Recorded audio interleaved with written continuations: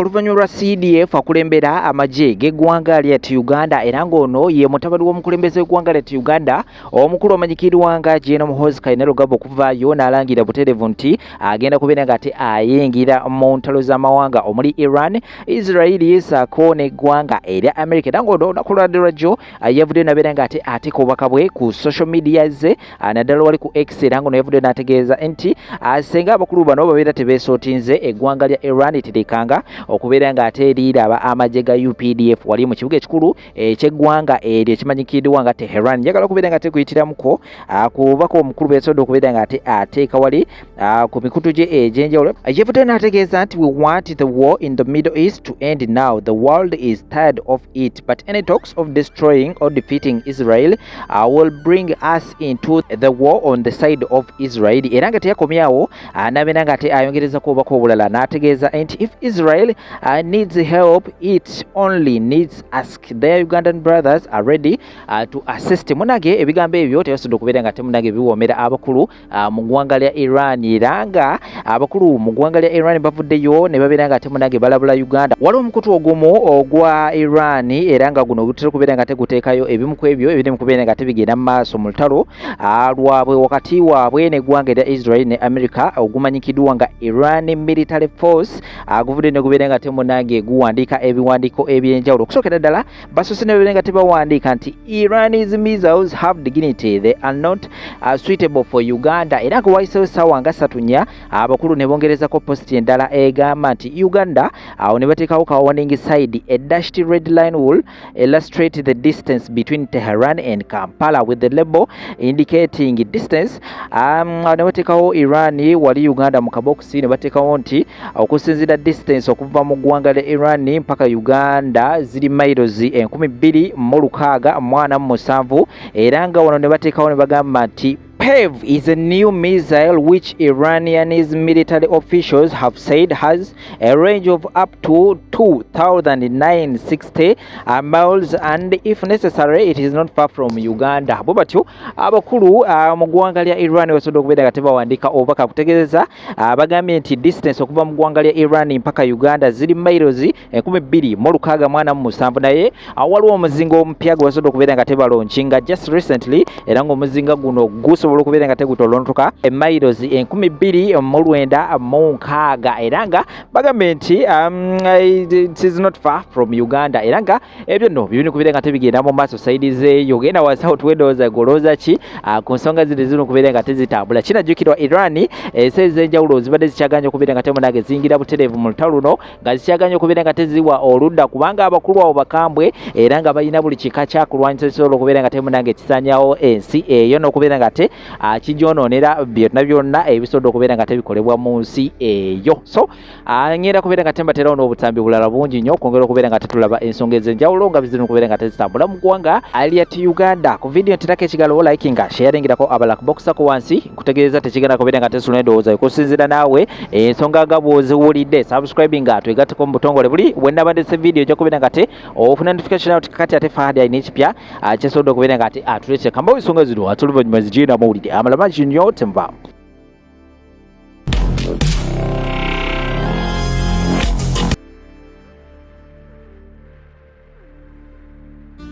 Bwana Lutalo teri agenda kwetonda kukugamba mazima matuufu nti Lutalo David yagwa ekyo tewali agenda kyetondera. Banange nze ng'omu mpulira nga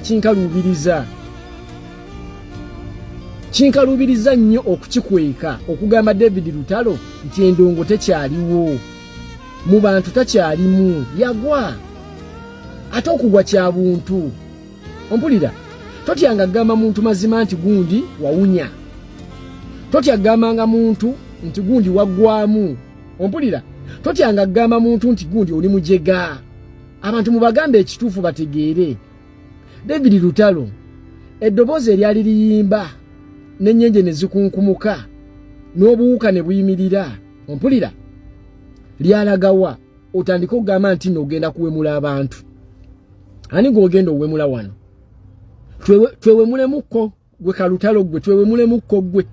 Nkuvuma ebiri ebigambo by'otawulirangako biri bibaluba baba nobo obuviri bwoteka mu geisha oyagala tumanyira gwe kalutalo wagwa boba wagwa kiriza nti wagwa kintu kitono nnyo jangu wetondera abantu obagambe wali akasente k'abasajja ngo basuubiza nti ogenda kuba Bobi Wine omubulize mu ttaka omusajja goli mukuba ayambadde material ya lineni saati njeru mpale njeru n'ekigato oba kibakita Skoronovic kya mu Italy very expensive ali ku maato anyumirwa kati goveyo nti ogenda mu kuba omubulize mu ttaka lutalo temwerabiranga gye muvudde bwe tubala wano mu 2 2 emekaawo nembo yali tekulya ebyaddala nawe okimanyi abantu bakuwagidde bakuyambye bakuwadde Katonda akuwanzeeko eddusu ofunye kabiri ofunye kutama otandise okulabikanga abantu wagira ku kimotoka ky'amanda bino ebiviiru weero simanyi nakasongola mwakulira mu ttale ate zo wano tutaddeko embeera tolina gwogenda wemula tolina gwogenda vuma kozesa eddoboozi ezayimba ziri ennyimba ziherena wayimba herena nempulira nga nange omusayi gutandise okwesiba nga gutambulako bitundu nga Arizona sikyajiwulira eryo eddoboozi lyalagawa eddoboozi okyalirina but then wayokya ompulira wakwata mu sinotraka neekukuba obutakiddamu omanyi mubeereyo ne mwepima oyo gundi musobola nga tubateeka ku express nga zawula sisi ompulidde beera mukakamu jangu webuze ku banno bakasalini kusaasira Baronadi Mayinja ani awo omulala nyina basajja bange bangi awo abaagwa naye bo ekibayamba nti bakyakuba oluseke naye tekyali ababuukinga era gwe ngoyagala okukakasa nti wagwa ekibuye roundabout ogiraba ompulira yambukira ku poliisi eyo y'ekibuye bw'otuuka wali ku City Oil I think that is City Oil oba Super Oil oba biki ne Shell salamu malayo walimu dako booti wokulambu booti ojja kakasa nti abantu bagwa nti tugenda mu Easter nete talina yadde booking neegi ku Yidi tewali we yayimba naawa ebipiki we bimukuba we bimumenya obukongovule yatandika kutambula na busawo wenzo gamba musawo muganda ompulidde naye nga baali b'amaanyi nga baakuba ndongo oyo omwana yategeka ekivulu ne bakiranga leero enkya Freedom City nejjula obadde okyerabidde ekyekintu ogwo guba mukwano gw'abantu naye bwe muzanyisa amaanyi g'abantu ne mulowooza nti abantu basiru bajiga tebategeera omunayuganda atereka alwawo okukola omunayuganda alinga Katonda alwawo okureactinga naye bw'areactinga boss otuuka ku level egabe ennamba y'essimu ku mitimbagano gwe oyagala kuŋŋamba nti TikTok yakajja lutalo David Daudi TikTok teyakajja social media teyakajja why now lwaki kati lwovuddeyo ogabe ennamba y'essimu ogabe ennamba y'essimu si kibi naye okusinziira ku lukoba lwe wali oleeze naye kati natti oddiriza nnyo olukoba luleegulukuse ose ate agabe ennamba y'essimu teyali badde gwe yali badde manager wo baba n'abaana bakusiikira piraawo ne tumanya nti gundi ye yeetuminkiriza wagwa ate tugenze sigenda kyetondera ng'omu I'm not going to apologize bwe kiba ng'ogamba omuntu nti yagwa musango lutalo nzigulaako omusango nti wagwa wategekanga ebivulu kumpi mu mwaka ng'otulekeramu ennaku 2 zokka endala zonna ng'otegeka n'okuba zittuwa oyo omwana yakubanga ttuwa nga bw'akwata ku Masaka ebbendobendo ly'e Masaka akuba kikaali ku kikaali mpaka Mbalala n'akwata Ibanda n'azinga nadde eno mpaka Nakasongole ewaabwe mpaka Kampala kati takyasobola dde okujuza classroom ya P2 oba baby class era bw'oba musajja nnyo lutalo idea you nagezezzaako okukola okunoonyereza Lugogo teri alinayo kivulu Nambola eri Kawerette wankulukuku eri ku Muzuuli genda otegekeyo ekivulu okiteeke ku nnusu 3 eby'e Uganda oba 10 VIP giteeke ku mutwalo bw'onaafunayo yadde abajjega abasatu ojja kumanya nti oli musajja nnyo seeka wayokya noonya engeri gye weetondera abantu oze emitima gyaffe otuzze emmeeme meme yakutuka twakuwagira abakazi b'omu kikubo ne bagula zi ticket abe wakiseka ne bagula ebimeza ne bijjula kuba endongo yo yawano ya loko bano bamami abatunda omukyere piraawo newe bakuwagira walowooza nti goli mugezi nnyo agenda nnyo kati oli mukwekabinkiriza nze navaawo dda awo namala sikyadda mabega awe tukwagala bosi oba tokyadda mabega that is your problem faawe tukwagala ogenda fukamira mpola mpaka lunaabula ezigula data oddeewamu oyo kyamanda fe tojja tumanyira kasajjagge tetugenda manyirwa muntu afaananako bulungi na musiiwuufu wajja tukulaba wakayiga okwambala engatto otufuukidde tabbu lutalo enamba y'essimu gigaba gwafuuse musango okusinziira ku levo yo Juliana Kanyomozi nga tagigaba bano bapapa moyi nga tebagaba naye endongo yaabwe tugiwulira balwawo n'okufulumya naye olukoba ku lukoba abantu balwagala nnyo mwana wattu so seeka wagwa wekakkanye ekyo kya buntu ate bw'onaayagala okiwaliriza ennyo ojja kutukira omutima ku piro basange ng'ofudde ffe tuli omukyero yahi embutu zikaabe omu ku omu kati gw'otulabyeko nnyo okuddaku kugenda bakuzibu seeka ono ye David Lutalo musajja muyimbi David Lutalo celebrity era superstar mu Uganda.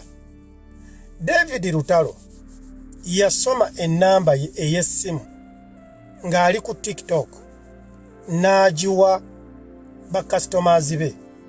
Ekintu ekitaasanyusa bannayuganda abamu inze bempita abajega kubanga bwebanga kampuni ennene nga MTN esoma enamba yaayo n'egiwa bakasitoma baayo. David Lutalo munene okusinga kampuni MTN. Bwebeera nga kampuni nga Airtel, bwebeera nga kampuni nga BBS TV oba CBS FM, bwebeera nga kampuni nga NBS, NTV, bwebeera nga companies ennene eza gavumenti oba ebitongole bya gavumenti nga Ministry of Health, Police n'ebirala nga bisobola okusoma ennamba z'essimu ne bateeka ennamba z'essimu ezo mu public. Ate David Lutalo munene basinga era mwe mukimanyi nti no embassies zonna we ziriko ennamba y'essimu. Kye mwagala okugamba mmwe bajega mmwe nti David Lutalo munene okusinga ze embassies. Enkola entuufu abayimbi mwenna ba celebrities ba Uganda mwandibadde mukoppa David Lutalo nti bakasitoma bammwe bali eyo baagala okubatuukirira nga tebalina bye babajja. Ate abantu be mwateekawo bakwasaganyizaako emirimu nti babakwatira amasimu gammwe badiringe ne bakasitomazi bammwe nga bamanagers n'abalala baboonoonedde erinnya.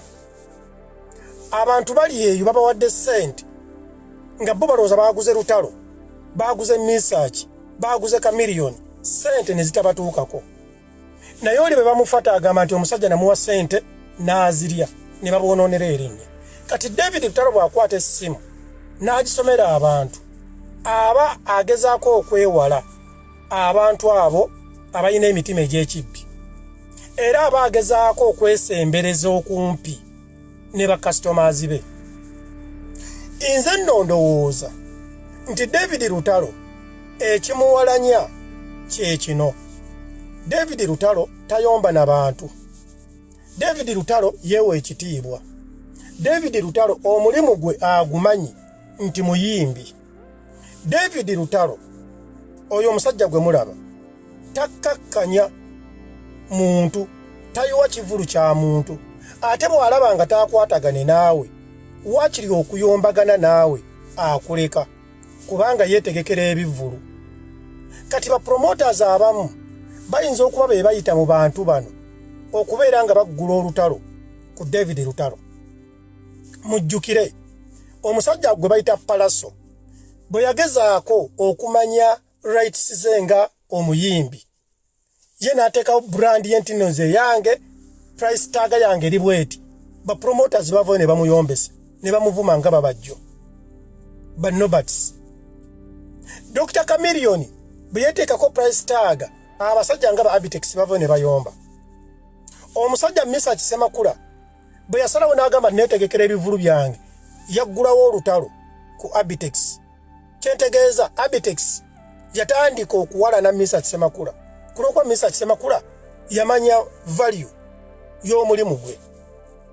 Kyentegeeza kyeki nti abantu bano nga ba David Lutalo bannayuganda bangi nnyo abaagala okuba exploitinga kulwokubanga aba alowooza nti yeemanyi nnyo naye neerabira nti David Lutalo muyimbi nga edimiza yabe yasoma amasannyalaze ye David yasalawo kuconcentratinga mu kuyimba kwe ng'omulimu gwe ng'anaaza abakadde balabirira abakadde omusomesa omulimi atunda mu katale omusawo owa poliisi ow'amagye gwe member parliament ye David Lutalo yafuna kuyimba nga gwe naawe bw'okola ogwo gw'okola okufunamu akasente. Teri muntu mu nsi muno ayagala kumumanyirira ku mulimu gwe. So nze sirabamu mutawaana gwonna David Lutalo okusoma ennamba ye okugiwa bakastomers be wadde nga abajega bo balowooza nti David Lutalo okusoma ennamba ye abeera yali simanyi abeera yeetega bakadaama oba yeetega bakazi nakyo ekitali namusango kuba David Lutalo si musiyazi. Kaakati ate era abantu bangi nnyo bababbye nga yamanya adiringa na muyimbi we Lutalo. Bwe babeera nga abasawo ab'ekinnansi bamaama Fiina basoma ennamba zaabwe ez'essimu ne baziwa abantu. Lwaki David Lutalo omuyimbi yetasoma nnamba ye? Bwe mbeera nga edimizaya nina business n'engamba ennamba yankanjiwa abantu.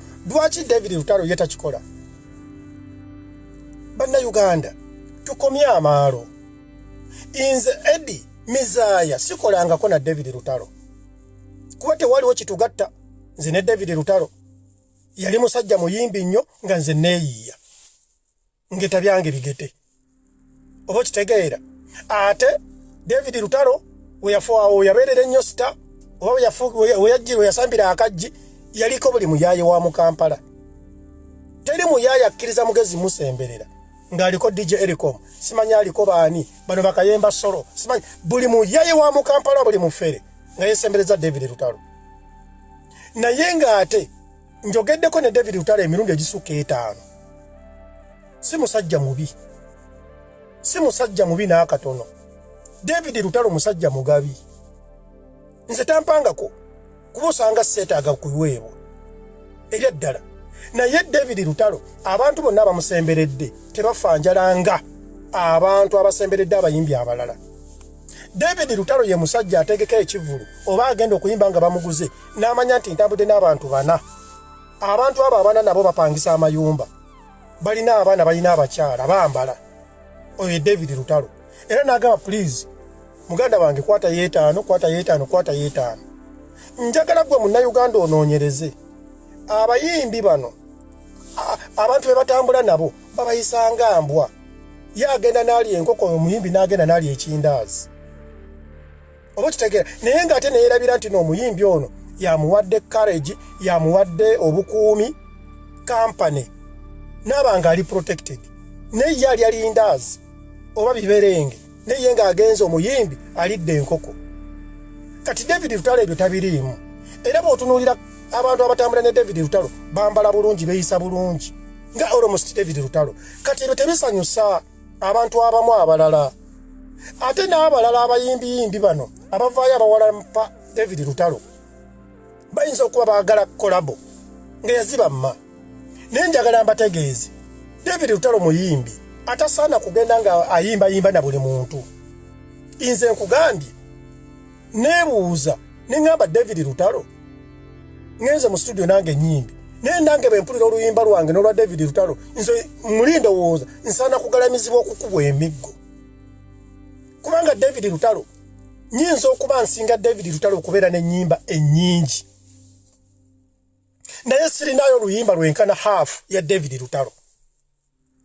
Simanyi lwaki. Kaakati nze sobola kuwala na David Lutalo lwakuyimba bulungi oba lwakuwandiika bulungi nedda wabula nina okwembulesinga bwe manya nti music nza nemeredde David Lutalo amufunyeemu lwaki ate David Lutalo nwanadde ku ttaka nze nange kangende mu byensobola kubanga nze nina ennyimba zisukka 50 oba 60 ne David Lutalo nza okuba ina ennyimba 30 nenga zonna hit gwe munna Uganda yigo ku appreciatinga omuntu akoze ekikulemye okusinga okumuwalana David Lutalo nze nkukubira mu ngalo my boy